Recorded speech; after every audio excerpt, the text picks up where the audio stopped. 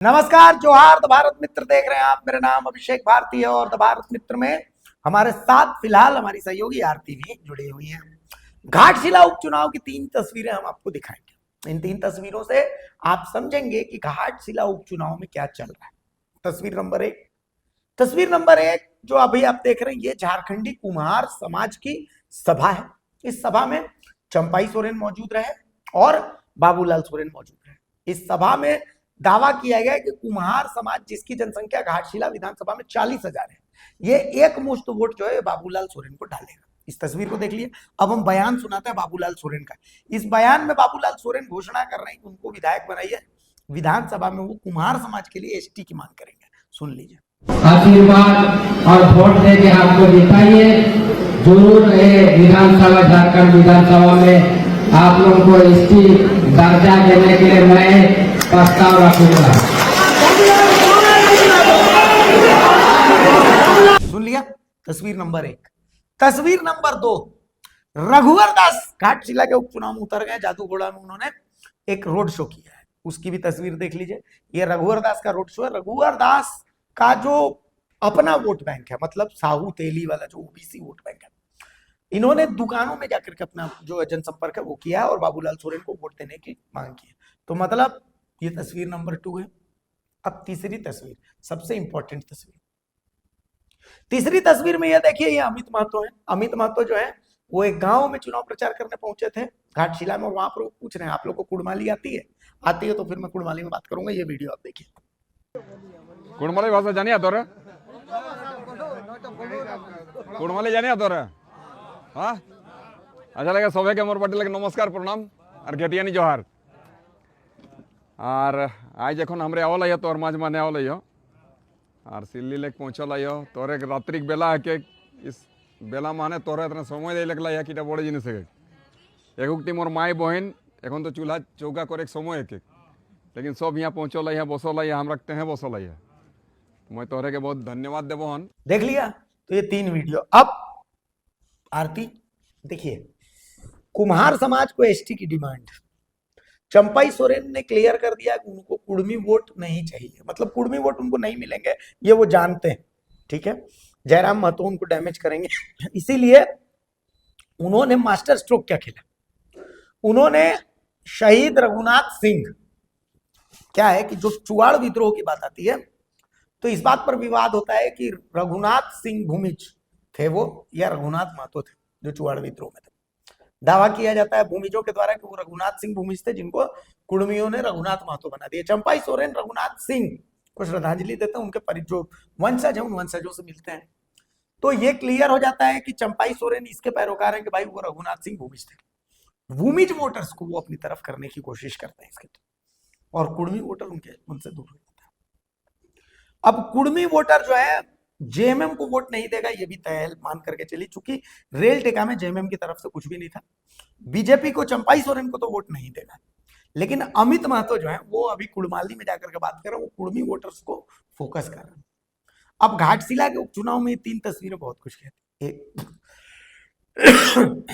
घाटशिला में जो एसटी जनसंख्या, उस एसटी जनसंख्या में संथाली वोटर्स है, भूमिज है, हो वोटर्स हैं, ये एसटी के। अब संथाली के लिए खुद चंपाई सोरेन अपनी तरफ से मेहनत कर रहे हैं, तो संथाली वोटर्स के हेमंत सोरेन और चंपाई सोरेन के बीच में बंटने की संभावना है। भूमिज वोटर्स को चंपाई सोरेन अपनी तरफ करने की कोशिश कर रहे हैं, और हो वोटर्स के लिए मधु कोड़ा मैदान में उतरे हुए हैं, क्योंकि मधु कोड़ा खुद हो समाज से आता है। इसके अलावा आप देखिए, ये क्लियर हो चुका है कि अब इनको कुड़मी वोटर्स पर इनका बहुत ज्यादा फोकस चंपाई सोरेन का अब नहीं है। और अमित महतो जो है वो कोशिश कर रहे हैं कि जेएमएम के खेमे में कुड़मी वोटर्स को अब लाइन अप किया जाए, जो डैमेज हुआ उस डैमेज को कंट्रोल किया जाए। तो घाटशिला में जो हार जीत का अंतर रहने वाला वो धीरे धीरे बढ़ता जा रहा है। कौन हारेगा कौन जीतेगा, दोनों के बीच का जो अंतर रहेगा वो कम रहेगा। बिल्कुल कम रहेगा। और सबसे बड़ी बात है कि देखिए, जब आप चुनावी मैदान में उतरते हैं तो जब तक डोर टू डोर कैंपेन तक का वक्त रहता है तब तक स्ट्रैटेजीज बनती रहती हैं, चेंज होती रहती हैं। इसलिए क्योंकि आप जैसे जैसे ग्राउंड रियलिटी पता करते जाते हैं, आपको ये पता चलता जाता है कि आपके खेमे में कौन से वोटर्स आ सकते हैं और कहाँ आप अपने वोटर्स को इंटैक्ट कर सकते हैं। तो शुरुआती फेज में जैसे ही आपने देखा कि रेल टेका के बाद से एक अलग सा सिनारियो वहां पर बन गया घाटशिला में। ये अलग था कि एसटी वोटर्स एक इंटैक्ट होंगे और कुर्मी वोटर्स इंटैक्ट होंगे। तो जेएमएम रेल टेका को लेकर जो उसका जो परसेप्शन रहा, उसका जो नजरिया रहा, उससे बहुत हद तक जेएमएम को भी पता है कि जो कुर्मी वोटर्स हैं वो उनके पक्ष में नहीं जाने वाले हैं, वो उनको एक तरफा पता है। हालांकि वो इस बात से भी अश्योर है कि जो उनके अपने वोटर्स हैं, चाहे वो संथाली हो या फिर कुर्मी हो, जो उनके अपने वोटर्स हैं वो हिलेंगे नहीं, वो उनके साथ जाएंगे। लेकिन वो उसमें जो कुर्मी वोटर्स होंगे वो बहुत माइनर होंगे, जो उनके अपने इंटैक्ट वोटर्स हैं। तो भाई आगे कहाँ से लेकर आया जाए, तो इसलिए वो अपनी एक अलग प्लानिंग कर रहे हैं कि जो भी एसटी वोटर्स हैं उनको कलेक्ट किया जाए। लेकिन इस बीच सबसे बड़ी दिक्कत किन्हें होने वाली है? सबसे बड़ी दिक्कत बीजेपी को होने वाली है, बाबूलाल सोरेन को होने वाली है। और इस दिक्कत की वजह है जयराम महतो की एंट्री। रेल टेका के बाद जयराम महतो के लिए एक बड़ा सा ये है कि चाहे कुछ भी हो, कुर्मी वोट्स अगर उन्हें अगर 4 से 5% भी अगर ज्यादा मिलते हैं तो वो किसका कटेगा वोटर्स? वो बीजेपी का वोट कट जाएगा। तो अब इसके लिए एक कार्ड खोजी बीजेपी ने। अब बहुत कम वक्त बचा है, देखिए 11 तारीख को वोटिंग होनी है और आज 6 तारीख हो गए। बिहार में फर्स्ट फेज की वोटिंग चल रही है आज। तो इधर अब ये है कि ये जो बोलते हैं ना स्लग आर, जिसे बोलते हैं क्रिकेट में हम, वो स्लग आर अब घाटशिला उपचुनाव के लिए यहाँ से शुरू हो गया है। आपके पास सिर्फ 3 दिन बचे हैं, 3 दिन में आप जो कुछ कर सकते हैं। तो यहाँ पर स्ट्रैटेजी चेंज हुई कि भाई अगर मुझे महतो वोट नहीं भी मिलते हैं तो भी अगर मधु कोड़ा जिस हो वोटर्स को इंटैक्ट करने की कोशिश कर रहे हैं वो मेरे साथ आ जाए। और एक कार्ड खेला गया है भूमिज वोटर्स को लेकर, जो भूमिज समुदाय हैं, जो वो कम्युनिटी है, अगर वो 100% अगर बीजेपी के खेमे में आता है तो वो जो डैमेज हुआ है वहां पर कि महतो वोट अगर कटता है, कुर्मी वोट कटता है, तो फिर उसकी भरपाई कैसे होगी। तो शायद ये दोनों चीजें यहाँ पर एंटर करेंगी तो बीजेपी को थोड़ा सा फायदा हो सकता है। लेकिन यहीं पर अमित महतो ने जो एंट्री की है वो बहुत बड़ा सवाल खड़े करेगी, क्योंकि देखिए अब तक आप कुर्मी वोटर्स को इंटैक्ट करने के लिए जेएमएम की तरफ से कोई कोशिश नजर नहीं आई थी। लेकिन अमित महतो खास इसलिए आए हैं कि जो भी उनका 1 से 2% या 3% महतो वोटर्स है वो इंटैक्ट हो और जेएमएम के खेमे में वापस लौटे। असली चीज क्या है ना अति, देखिए एक्चुअल जनसंख्या पता नहीं है। हाँ, तो हो क्या रहा है कि अब घाटशिला में कुछ लोगों का दावा है कि वहाँ 4 से 5% महतो वोटर्स है, मतलब कुर्मी वोटर्स है। कुछ लोगों का कहना है कि 8 से 10% है, यहाँ तक कि 12% 12, की बात 15, आ रही है। 12, 14% हाँ, तक भी हाँ, जाने हाँ, की बात है। तो एक्चुअल आंकड़ा पता नहीं चल रहा, पहली चीज। दूसरी चीज आप समझिए कि जब चुनाव की घोषणा हुई थी तो उस समय मामला बिल्कुल क्लियर था। ऐसा लग रहा था कि रामदास सोरेन के लिए एक सिंपैथी वोट है तो सोमेश सोरेन निकल जाएंगे। लेकिन अभी जिस तरीके से चंपाई सोरेन ने अकेले घेराबंदी कर दी है, आप इसको ऐसे समझिए कि चंपाई सोरेन की घेराबंदी मजबूत है। मजबूत कैसे? उन्होंने एनालाइज किया, सुदेश महतो उतरे हुए हैं, सुदेश महतो जो कुर्मी वोट दिलवा पाए तो दिलवा पाए, नहीं भी दिलवा पाए तो चंपाई सोरेन कुर्मी वोट्स में बहुत इंटरेस्ट ले नहीं रहे। पिछले बार जब चुनाव था 22,000 वोट से जब बाबूलाल सोरेन हारे थे तो उस समय चंपाई सोरेन को खुद का भी काम करना, प्रचार करना था और बाबूलाल सोरेन के लिए भी करना था, तो बहुत फोकस कर नहीं पाए थे। इस बार उनके पास भरपूर समय है चंपाई सोरेन के पास, और बाबूलाल सोरेन यहां पर चुनाव लड़ नहीं रहे, लड़ रहे हैं चंपाई सोरेन।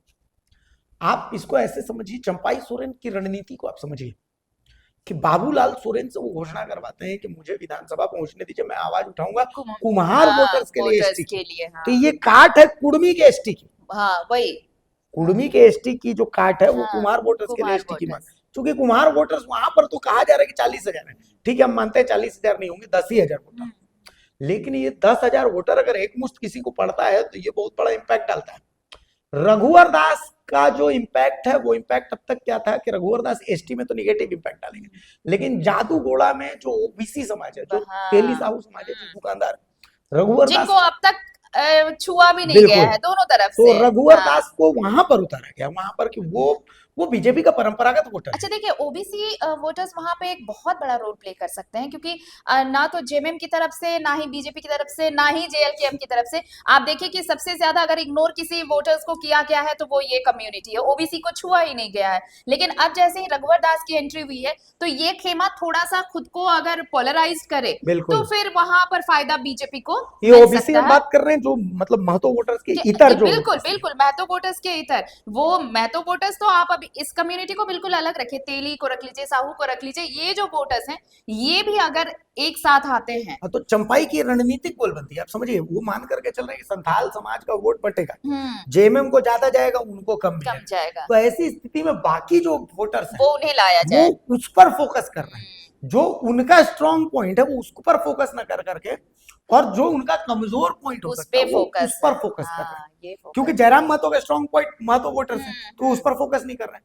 हेमंत सोरेन का स्ट्रांग पॉइंट संथाल वोटर्स है, तो वो उस पर फोकस कम कर रहे हैं। वो फोकस किस पर कर रहे हैं? बाकी जो जनसंख्या जो है, उनकी कमजोरियां हैं वो बाकी जो जनसंख्या है जिस हाँ, पर वो फोकस नहीं कर रहे हैं, ये वो उस पर उस पे फोकस कर फोकस रहे हैं। कर और ये चंपाई सोरेन की रणनीति है। तो जैसे अभी आने वाले 2 से 3 दिन में चंपाई सोरेन और क्या करने वाले हैं, इस पर बहुत कुछ नजर रहने वाला है। और जेएमएम अमित महतो को जो उतारा कि ये उनके डैमेज कंट्रोल की खबर है। बिल्कुल हाँ, हाँ ये कि जो उनके अपने वोटर्स जो भटके बिल्कुल। हैं वो जो रेल शायद टेका हाँ, वेका के बाद जो डैमेज हुआ है, हाँ उस वो डैमेज उसे को कंट्रोल अमित किया महतो जाए। उधर से कर रहे हैं और इधर से डैमेज कंट्रोल करने की कोशिश सुदेश सुदेश सुदेश महतो है, ठीक है, तो वो है। लेकिन जयराम महतो के साथ क्या है कि अब एसटी वोटर्स उनको कितना वोट करेंगे, रामदास मुर्मू जो है उनको वोट बढ़ेगा घटेगा, इस पर बहुत कुछ रहेगा।